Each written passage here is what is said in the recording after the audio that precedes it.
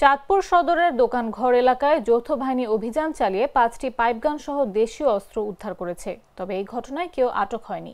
বুধবার দুপুরে এসব তথ্য নিশ্চিত করেন চাঁদপুর আর্মি ক্যাম্পের অপারেশনাল অফিসার লেফটেন্যান্ট জাবিদ হাসান। জানা গেছে, গেল বছর 4 সেপ্টেম্বর থেকে যৌথ বাহিনীর নেতৃত্বে জেলায় সব দুষ্কৃতিকারী, সন্ত্রাসী, মাদক কারবারি, চাঁদাবাজ এবং অবৈধ অস্ত্রধারীর বিরুদ্ধে যৌথ অভিযান চলমান রয়েছে।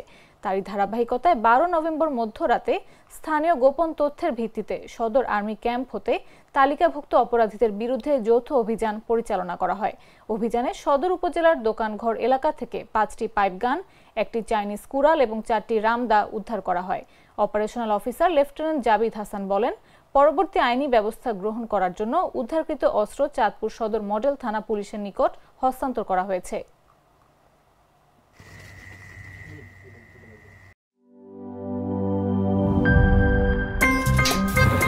আমার একটা স্মার্ট সিদ্ধান্তে 25% গ্যাসের খরচ কমেছে। ভাবছেন কিভাবে? সাধারণ গ্যাস স্টোভ বদলে আমি এনেছি আরএফএল গ্যাস স্টোভ। এর সাইন্টিফিক নজল ও ব্রাস বার্নার ক্যাপ সমানভাবে তাপ ছড়িয়ে রান্না করে দ্রুত। তাই গ্যাসও বাঁচায় 25%, টাকাও বাঁচে 25%। আরএফএল গ্যাস স্টোভ নিরাপদ ও গ্যাস সাশ্রয়ী।